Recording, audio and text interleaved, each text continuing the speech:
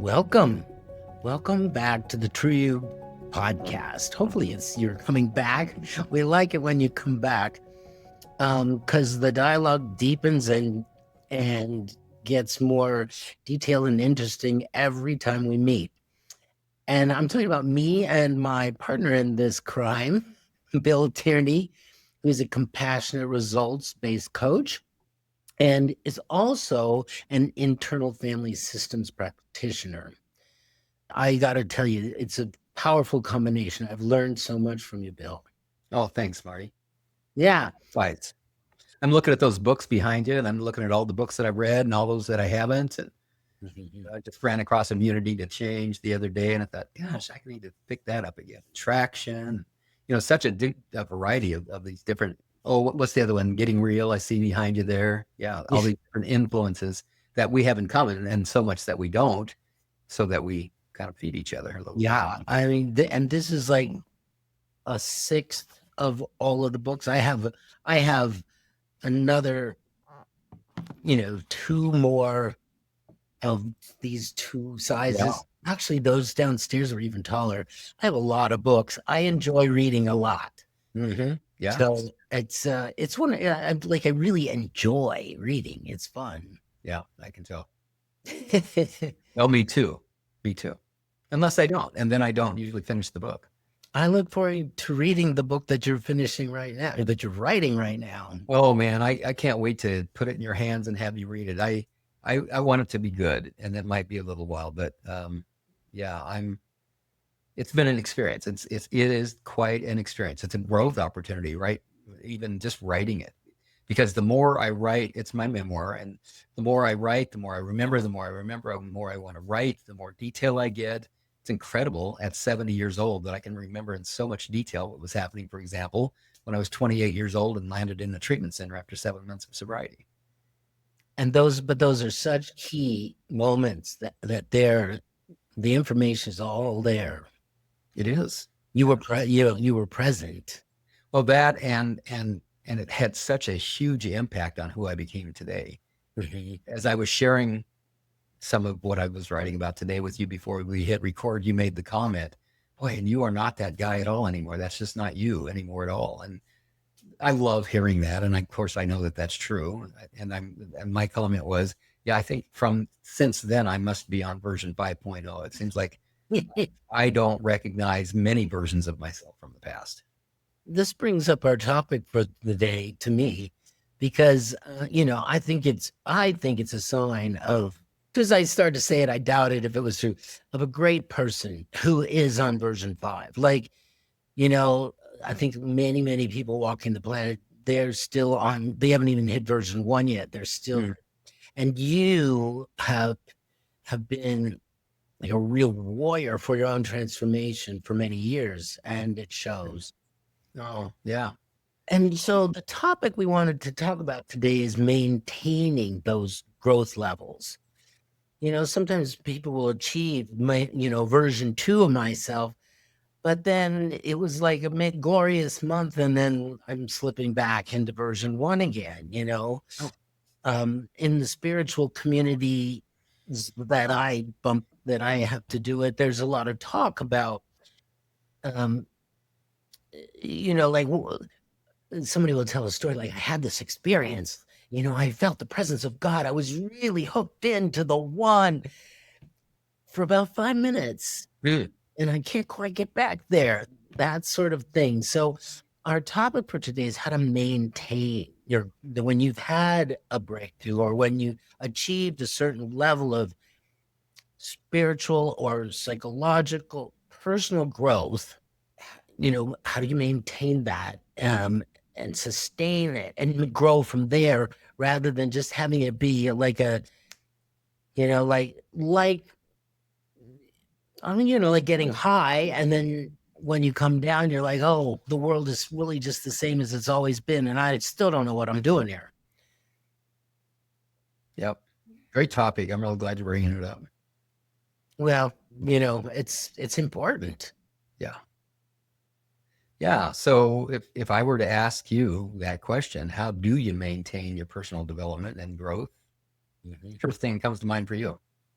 Well, I do. Where the first place that I go is to my spiritual life, which um, feeds my professional life, and it's incredible. If I go back to my Detours books that I've read 40 times, and I just open randomly somewhere, boom, like it gets me right back. Like, oh,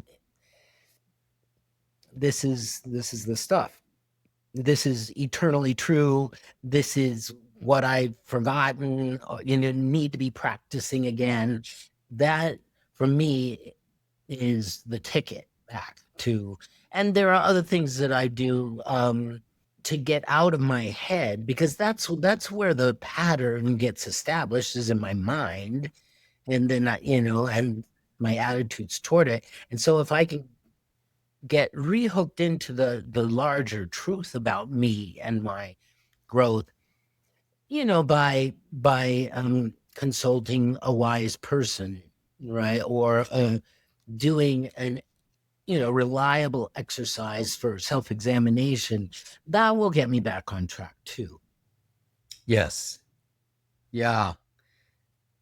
Yeah. Self-reflection, especially for me, structured exercises with a clear path that walks me through a process to lift self-awareness. That's powerful. Just taking, I mean, and I don't want to make it sound too complicated. Sometimes it's just taking time, just getting out of the rat race. Just give yourself some time, I mean, muscles are like this too. Like sometimes you have, like, I don't know about you, but I get arthritic pain or tightness in my legs, and sometimes all I need to do is just lay down and stop trying to fix it.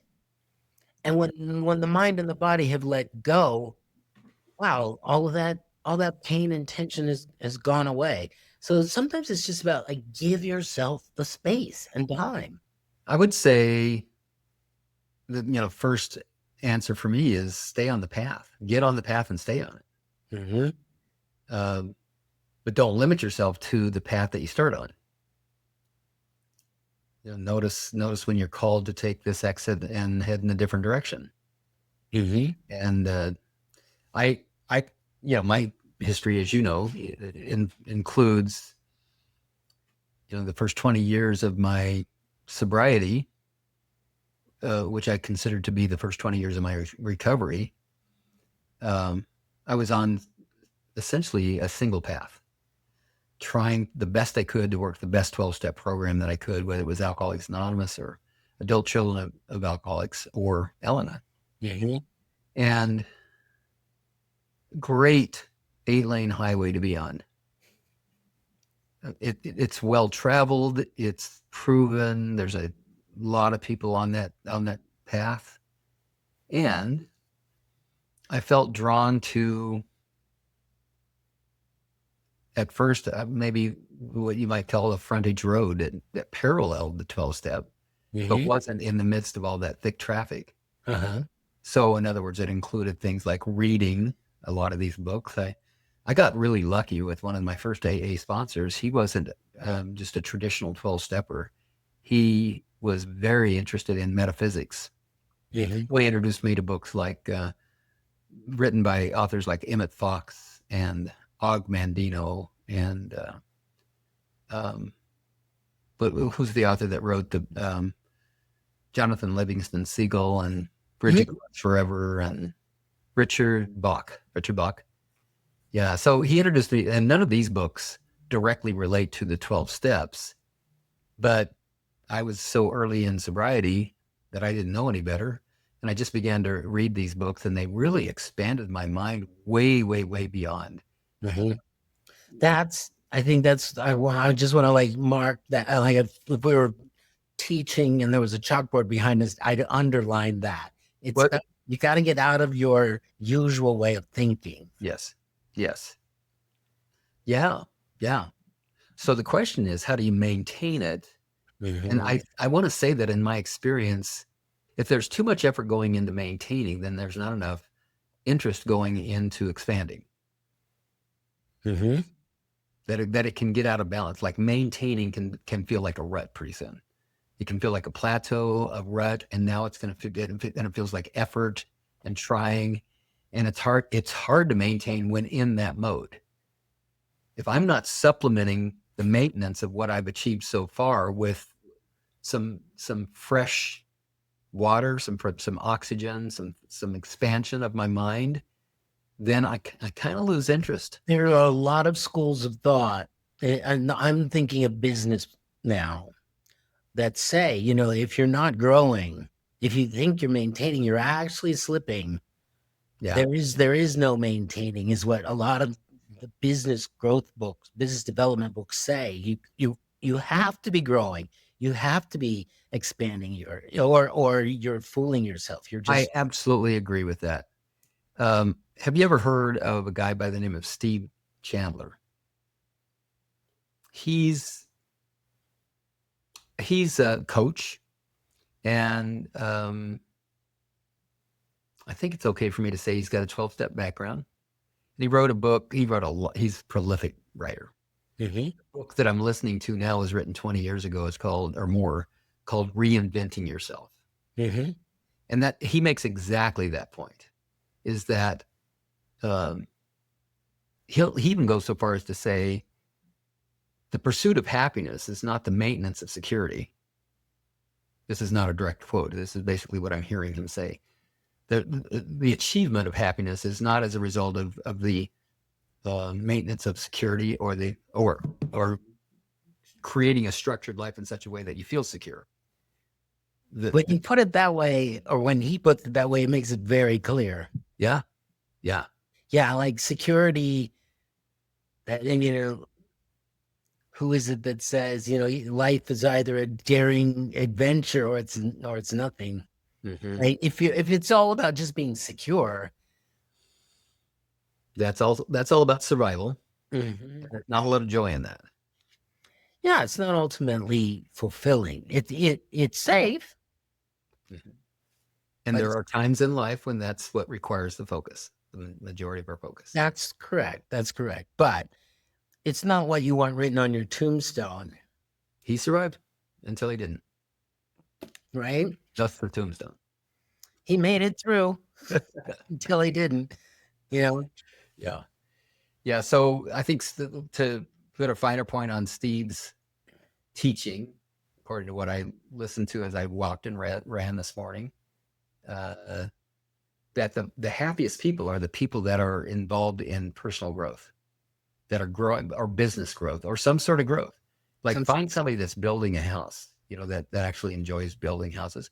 Find somebody in the middle of building a house and they're whistling and they're having fun and they're joking and throwing banter back with their cohorts, or find somebody that's in the middle of an art project. They're creating something. Or find me an hour ago working on my book. I was delighted. I was happy, very happy. I'm happy now, of course, but I believe that I'm a happy person most of the time because I'm in the middle of growth almost all the time.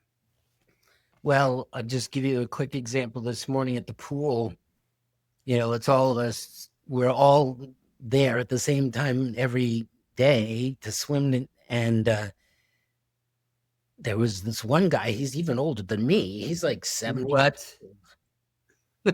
and he was like all Twitter, like just jovial and talking to everybody. And you could see like, wow, what lit him up. Yeah. And one of the younger guys who wasn't there, but he said, I signed up to get trained for him in the triathlon. I'm not just going to be swimming anymore. And he's 70 years old. And the rest of us are just there maintaining. Mm-hmm. Like, I want some of that. Yeah. You going to sign up for a triathlon then? Yeah, that's great. So he challenged himself. Exactly. Yeah. A question that I love and haven't actually been a part of this conversation for a while, but a question that I love is, what's your growing edge here? Yes, I love that in question. this area. I do too. Mm-hmm. And so let's go back to the original topic, which but maybe now we need to change, because we've just established that maintaining personal development is a hell of a lot of work and not a whole lot of fun.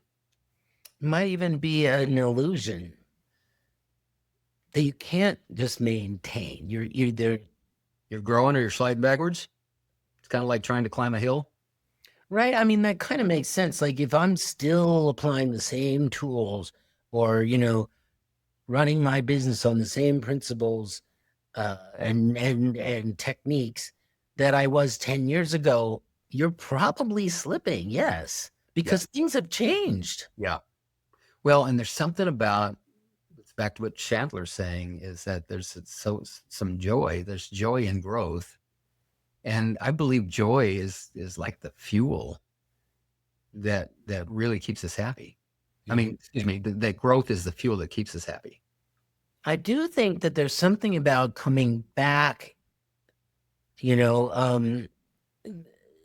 so it's not always expansion through something brand spanking new, but you want to come back to something that, an understanding of self, and then go from there, integrating the new. I think there has to be that. Otherwise, it's just disjointed. And I know people like this. They've thrown themselves at this program and then throw themselves at that technique, and none of it sticks, because there's some relationship to self that you need to start from there, right? But then bring in the new expansive stuff. Mm-hmm.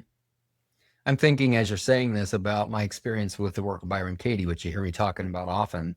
Mm-hmm. It's only been eclipsed by me talking about IFS now for the last, how long's it been? 9 years. But Byron Katie was the hottest brand going for me for 15 years. And I mean, I loved it. And it was a model that hasn't changed since Byron Katie came up with this model in the early 90s. It hasn't changed. There's still the same 4 questions in the turnaround. Mm-hmm. But as a user of her model that I began to learn in 2002, I understood it better and got more prolific at it and understood it better. And there didn't seem to be any end to thoughts that I could question, so as to access freedom and liberation from the limitations of false beliefs. Mm-hmm. But in 2016, now 14 years after I've learned about Byron Katie and been using it very consistently this whole time, I'm introduced to the internal family systems model, and suddenly took about I'd say it took about a 2-year break from Byron Katie just to study and learn about the internal family systems model. And then one day, one of my old Byron Katie clients came to me and said, "How's this IFS work with Byron Katie?" Mm-hmm. And what a great question. I had a sense that it would work, but I hadn't ever tried to get it to fit. And that day we found that they sew together just beautifully. And when that happened, the result of that was greater than the sum of the 2 models. Mm-hmm. It was Byron Katie plus IFS should be whatever Byron Katie plus IFS should equal, but it was far greater than that. Expansion. I mean, I think it'd be good advice, to say, go back to the last time where you felt connected to yourself, and then start like what was working, and notice what you didn't account for where you're at now. That's where you can start to grow. But as opposed to just like scrapping me. Oh yeah, no. From where, go back to where you last were tracking your growth. Mm-hmm.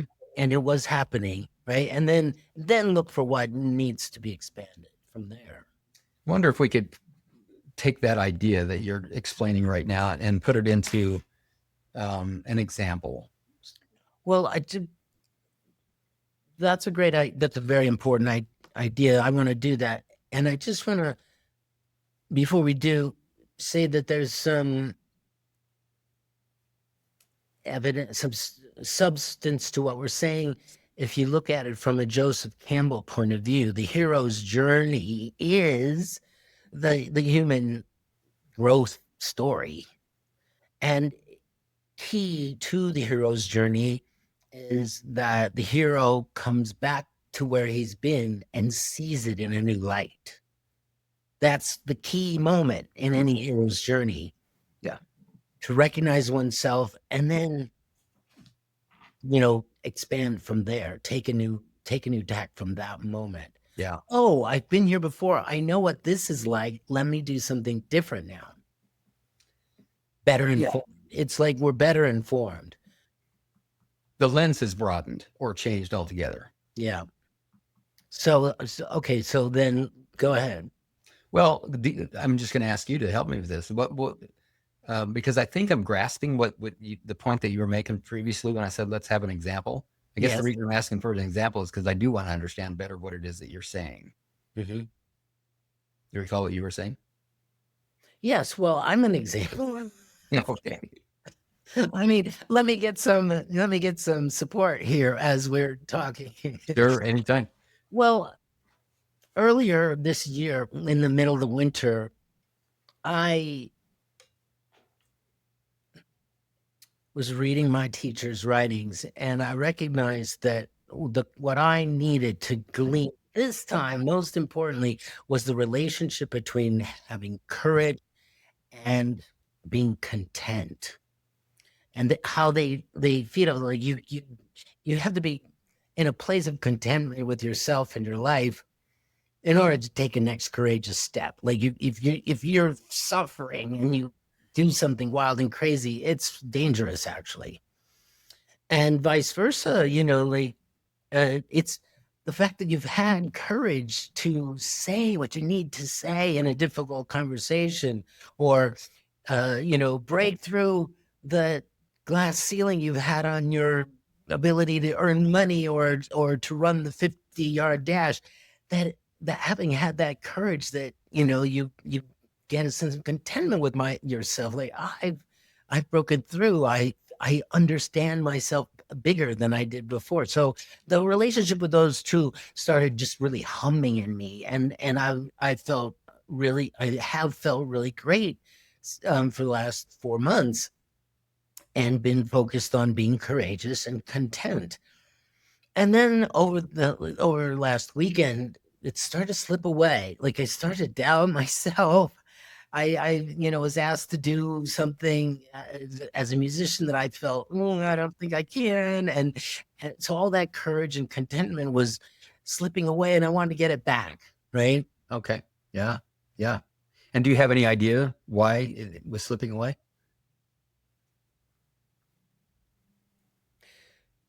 Well, I think I needed I needed to establish practices to keep growing. I was going to say maintain, but keep growing, right? I hit that plateau and it felt great. But just to count on that to stay forever, that's what we've established won't happen. So, I needed to look at what's going to preserve that. And one of the pieces of advice that I've gotten was give yourself time to get, to get back in yourself. That's one thing that I've learned since the weekend is, well, have you been taking time, to get back to your courageous and content self? So that's one thing. So you've been taking some time. Mm-hmm. And I heard you say too, and I'm wondering if this is part of that. During that time, is that when you went back and read from your teacher, your mentor? Yes. Mm-hmm. So that plugs you back into who you are and what's valuable and what's true for you and what intentions you have for yourself and for your life. Are you a coach, therapist, or practitioner? I offer 2 powerful groups designed to support you. Whether you're new to IFS or deepening your practice, you can learn more at BillTiernCoaching.com. Now, back to the show. There's also a character in a novel that I love who represents these qualities. And I reread the things that people said at his funeral in the book, right? To remind me of who I mean to be. That was also helpful. Yeah. So you were reminded of who you mean to be. You were reminded of your intention. Yes. Mm-hmm. Are you back? Are you back into that space you were in for 4 months? Maybe 75% of the way back. So you've got the momentum moving in that direction again. Yes. Yes, I do. Okay.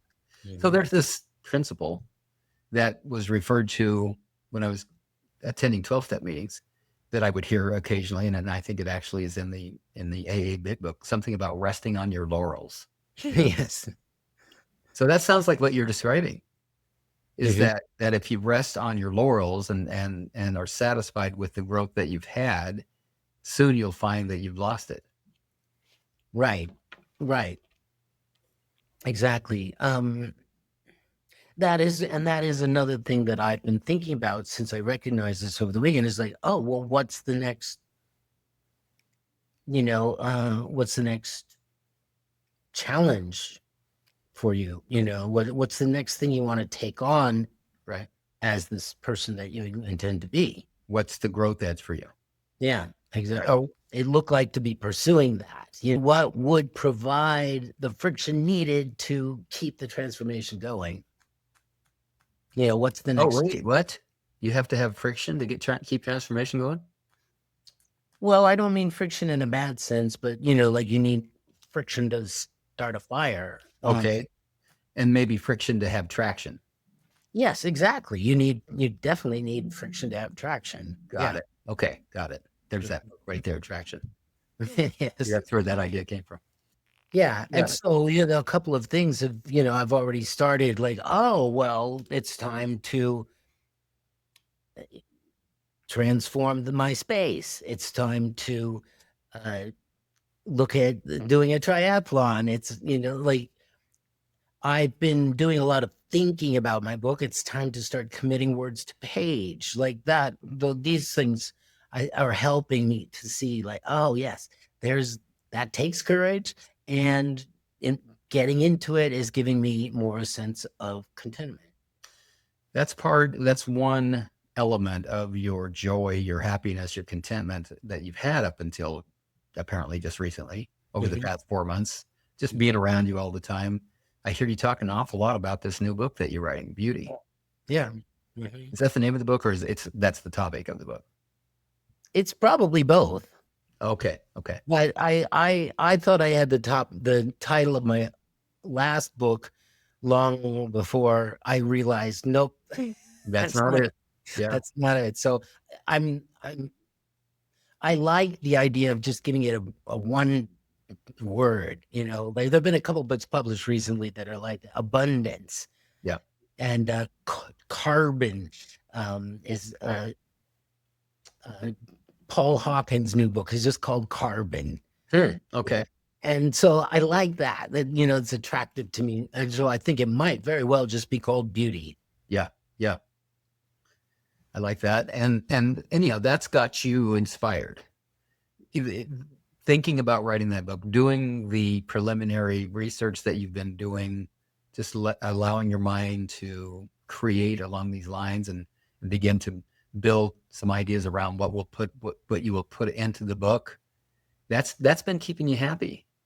And I'm wondering if, well, first of all, let me just stop there. Would you agree with that that's been a big element of why you've been so happy? Yes. Okay. All right. So I'm wondering. Not thinking about money is another one, right? That, like knowing that I had myself covered financially has been a help. That's helpful to not be triggered and to not have my parts triggered by concerns about security is very, very helpful. And I just want to acknowledge that if someone's listening and they have concerns about their security, that's got to be dealt with. That you can't expect to be contentful and joyful until that's dealt with. And dealing with it means actually doing something about it, not just doing affirmations, not just waiting for God to do it for you. Maybe you do those things in addition to, but you identify a realistic way to make a difference so that you can solve that security issue. Because what happens on the other side of that is access to the resources that are kind of locked up. You don't have access to these resources until the parts of you that are concerned about security can relax, knowing, okay, I'm okay. Yeah. Just to give you a concrete example, because those are always good. I was part of what had me, losing the thread of courage and contentment was I didn't want to buy another fossil fuel burning car, and my old car was getting to the point where it needed to be traded in, and I thought costs would be prohibitive of my moving into an EV, and yet so I was caught, and I took courage and I went down and spoke with the dealership, like, what should I do? Should I put repair money into this car, or can I afford an EV? And they helped me sort it all out. I got a very good deal on a new car. I got a little bit of money on the old car. And, I was like, now I'm content again. Like, I have power. I move things forward. It's working. From the point that you're making right now, I'm pulling something else out that a listener may be very interested in, and especially if they live in your area. A good, honest car salesman. Someone that with integrity that actually helped you sort through the problem, not to achieve their agenda, but to support you and what you were trying to accomplish. That's fantastic. If you'd be so willing, would you please send me an email with the contact information for that dealership and that salesperson? So if there's somebody that's listening that lives in your area, they can reach out to them. Absolutely. Yeah. Yeah. He's a young guy, he's not, well, I won't say what he's not. He's a very good man. Yeah. Well, and some of my comment comes from 3 years of selling cars myself. Mm. And I've been in the business. So given that I've been in the business, I know what is possible, but I also know what is unfortunately a little bit more common. Yeah. What you just described is a bit of a standout and an outlier. And and that was something I was dealing with, and I needed to break through that and trust. Right. That's also, I might be part of my, courage, contentment, and trust is a big part of it. mm-hmm. And I just I need somebody who I need to present this in a way that I bring out a trustfulness in the person. And so I was very vulnerable, as opposed to playing it, playing my cards close to my chest and hinting at things and trying to get information. Like I was willing, to just, here I am, naked, help, And that's a reflection of what might appear to others as courage but as a result of the personal development work that you've done. In other words, I believe you did that because you trust yourself. That's right. Yeah. You trust yourself to discern, to know who is trustworthy, to know you trust yourself to make a good decision, and you trust yourself to be vulnerable and be able to manage internally whatever happens if you happen to run across someone that you shouldn't have been vulnerable with. This is a great topic for a whole episode. Because I think a lot of men, especially, think of vulnerability like, well, why would I make myself vulnerable? It makes no sense. I'm just going to get hurt. Mm-hmm. Right. Whereas the way we're talking about it, it takes courage to be vulnerable. Courage first, and then the vulnerability. And why would you do that? Because that's when you get trust. That's when you get solid input. That's when you get growth. Yeah. So great example of what happens when your security is in question or is unresolved. There's something about security that needs to be resolved. Now that you've got that resolved, I don't know how much that played into your discontent or how much worry, concern, or fear that you had around your car. A lot, because that's a security thing, for me in this day and age, to have a car and have a payment I can afford and all of that's all part of security for sure. Well, that, and it also supports your integrity, your values, what's important to you. You got an EV instead of a carbon producing car. And so that's all about to feel really good for you. And maybe that's part of the moving back in the direction of at least 75% of back where you wanted to be. Here's another point I want to make before I forget is that if you think about the journey, now I'm going to just reference the local interstate highway that goes through Spokane, Washington, which is Interstate 90. Mm-hmm. And if I'm traveling from Interstate 90 to Seattle from Spokane, it's about a 4.5-hour drive, about 325 miles. And along that route, there are major junctions where I can turn north or south, or northwest or southwest, and land in different parts of the state, or land in different states. Mm-hmm. Right? For example, I just came back from Vancouver, Washington, and I traveled along the Columbia Gorge, which is Interstate 84, all the way along the upper northern crest of Oregon.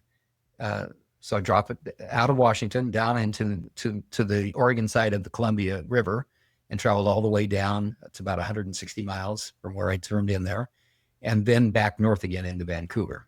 Mm-hmm. And so there's all these different exits that I needed to take in order to get to my destination. I knew where I was going, and fortunately I had a GPS that showed me how to get there. I could just follow maps. I didn't need to know in advance exactly how to get there because I trusted that I'd have GPS. I believe we have an internal GPS. I believe that when we have our basic needs met, when all of that's been addressed, and we are doing the work that we need to do in order to heal the past that needs to be healed, that the speaker and the clarity of that internal guidance gets louder and clearer. That's why I believe personal development is so important. And so for me, let's go back to Interstate 90. I'm going along Interstate 90, and it feels like that's exactly what I'm supposed to be doing until I'm not anymore. And now something's calling me to take an exit, let's say, towards Pasco, Kennewick, what we call the Tri-Cities here in the state of Washington. Well, that's going to take me way off the path to Seattle. But if I'm feeling strongly drawn to do that in my personal development, I need to do that. And when I ignore that calling and push myself to continue towards Seattle, when in fact, where I'm supposed to be going is the Tri-Cities, I'm going to drop out of that maintenance. I'm going to feel discontent. I'm going to begin to feel unhappy. It's going to, in other words, that calling is going to continue to call. Mm-hmm. I slow down and really either slow down and stop and look at it and figure out why I'm being called in this direction, or just take a leap of faith and move in that direction and see what happens. So analogously, would this be like people in their lives, they get the notion like, well, gosh, it sure would be nice to go to the Bahamas, or gosh, something tells me, I ought to join a men's group. And then the response is, oh no, I'll just stay doing what I'm doing. I'm not going to. That's those are good examples of it. Here's a good example. In 2009, after I was in the mortgage business, and we had this huge mortgage meltdown in the country, a big financial crisis. Those of us that were adults at that time will remember. And being in the mortgage business, that had a huge impact on me, because interest rates, the real estate market, everything was upside down. The underwriting standards and demands for mortgage companies changed like overnight. And it went from treating all of my borrowers like customers to treating them like suspects. And so nobody would borrow money, and if they did have to borrow money, the process was so painful and tedious that it was no fun being a mortgage lender anymore. Well, it hadn't been that much fun for me anyhow. And I wanted out of the business. I wanted to do something else. And I had the thought, what would I do? I don't want to go back in the grocery business. I don't want to go back to selling cars. I don't want to go back to the insurance business. I don't want to go back to real estate. I don't want to go back to doing anything I've already done. Mm-hmm. I want to do something new. What would it be? Well, I really like working with people. I like sponsoring people in 12-step. I like doing the work with Byron Katie and helping people do that. Maybe I should be a therapist. So, well, how do I be a therapist? I'd have to go to college, and I've never been to college before. Wonder how long that would take. So I signed up for some classes at the community college, and at that time I was, what was that in 2000? I was 55 years old, 54 years old. Good. And I went to some classes, and man, did I have fun. I just loved being in college, and it was kind of fun to be there and be the oldest guy in the room, 20 years older than the professors, and sitting there with kids right out of high school. It was very fun. And I loved learning. I couldn't believe, I used to think that I was a math learning. I couldn't believe, math was my weakest. I loved college, but college costs money, and I didn't have any, and I didn't want to go further in debt. So I gave up on that dream. So now that inner guidance was nudging me in that direction, and circumstances of my life helped. We had the big mortgage meltdown. I couldn't do loans anymore. I couldn't make any money as a mortgage lender, at least unless I could survive somehow and wait it out until things returned to normal. So I was kind of complaining to somebody and saying, I'm just so disappointed. I thought maybe I could be a therapist, but as it turns out, it's going to put me way in debt, and I'll probably be 70 years old before I can get a license to do therapy. So that's just a bad idea. And this person said, hey, you should go talk to my life coach. I thought, what a joke. No way. I'm not going to go talk to a life coach. That's ridiculous. Well, anyhow, she persisted. And the rest is history, right? History, so I never would have guessed. That I would have wanted to be a life coach. But after I talked to Carlos, 1 hour conversation with Carlos, I was so inspired that I changed just like that. I went out and started getting coaching clients. What do you say to people who go, well, how do I avoid the detours? Like, I don't want to waste time going to college and spending money when I should go straight into coaching. Yeah, I don't know that there's an answer for that. I really don't. I've had so many detours. I've had so many careers that I either just did because I had to have money, or did because I enjoyed for a while and then didn't anymore. And well, this is my suspicion, is that there are no detours. It all is part of your makeup. Absolutely. Every single thing that I've ever experienced was necessary. I really believe this. Everything that I experienced was necessary and made me who I am today, and helped inform the decisions that I make now. Totally. Yeah. They aren't really detours. I think that's probably the answer to that question. Those aren't really detours. It's important. It's necessary. What is there Tolkien said, or not Tolkien, but one of his characters there, even those who wander are not necessarily lost, or something. That's the second time I've heard that today. Yes. No, I think there's that we could talk more about it another time, but I think that there's definitely some truths that every detour teaches us and builds our character. Maybe this is a good time to kind of wrap up this episode. There are certainly other topics that we can pull from this conversation, but we're at the 44-minute mark right now. Just to round out where we landed relates to the original question. We were saying, maintaining is a myth. You have to be growing. And now we're saying that detours are all part of the growth, right? Mm-hmm. So try something new because you want to expand. And if it turns out to be a detour, well, then take what you learned from that and keep trying these things. Mm-hmm. Yeah. You know what that reminds me of is, again, back to the book I'm listening to right now. And this is maybe something to really pay attention to. I don't know that it's this way for everyone. You say you love reading. I love reading too. Most of the reading I do now, I listen rather than actually read books. But something about, for me, reading a book or listening to a book keeps me in the game of personal development. Yes. Of course, I'm not listening to novels. I'm not listening to, mystery theater or anything like that. I'm really interested in personal development and have been since 1982. And so that's what I'm reading. That's what I'm listening to. So back to Steve Chandler again. He references, he's been talking about suicide in this particular chapter that I'm reading right now. I recommend the book. I hope that this helps Steve get a few book sales. It's called Reinventing Yourself because it's well written. It's pretty simple, easy to digest stuff. But he tells a story in the book about someone who was just about to take a gun and shoot themselves in the head. And then at the very last moment, and this guy, whoever he's talking about, apparently ended up being a speaker of some sort, a motivational speaker of some sort. And he said, then this voice showed up and said, "What are you doing?" And thank God that voice showed up. When we talk about all these detours, this is what made me think of this. When we think about all these detours, if we have very focused and limited thinking and we trust and we allow ourselves to just fall into the trap of thinking that's all there is to think, that the way we are viewing the circumstances is the only way to view it. If we fall into that trap, then we can make some really poor decisions.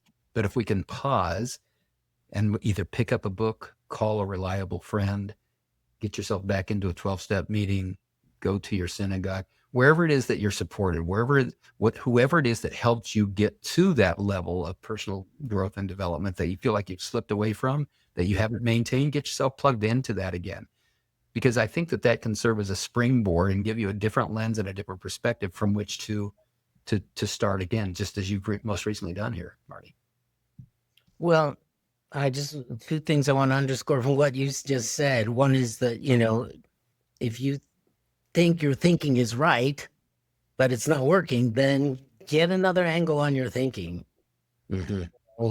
Ask somebody if it makes sense, or, to throw it against some other wall and see if it holds water. The way Byron Katie would say this is that if you're suffering, it's because you're believing a thought that argues with reality. You're believing a lie. Yeah. So let that suffering be your clue that your thinking is lying to you, and go find out what the truth is. And the suffering could be as subtle as, this just seems like the same old, same old. It could be that subtle. Suffering doesn't mean you're bleeding. Exactly. No, suffering, I would say suffering is anything less than contentment. Mm-hmm. I don't expect that I'm always going to be in joy, but if I'm feeling a little bit less than contentment, and I have moments like that all the time, that's my clue that I need to look at my thinking. There's still parts of me that think that circumstances of my life determine my joy and happiness. Mm-hmm. Those parts have thoughts that are going to cause me to suffer. Oh, I don't have enough money. My account dropped into this much money, and now I should worry. That particular client didn't renew. They're not going to coach with me anymore. And that means blah, blah, blah. Right. It's our meaning making. Yes. So that's the second piece that I just wanted to underscore about what you're saying, is that the suffering, whether it's boredom or resistance or pain, it's in how you're looking at things. And so you want to get a new perspective, so that you can see things in a new light. Not like positive thinking. You're not going to talk yourself out of reality. That's not what you're saying here. This isn't about This isn't about lying to ourselves. It's gosh, no. What the point is that you are lying to yourself, and that's why you're suffering. So you got to find out what's the truth. Right, and align with that. Okay, that's a good place to end right there. Wonderful conversation, Marty. We'll see you. I'll talk to you again next week. Thank you. Thank you. We appreciate who you are, that you would be listening to this podcast, and want to acknowledge all those parts of you that yearn for the experience of the true you. If you like this episode, click like, share it with others, and be sure to subscribe. Listen again next week for the newest episode. Check show notes for a transcript and a link to resources, including a link to let us know if you'd like to be a guest on our podcast. Thank you for listening and going on this journey with us back to the true you.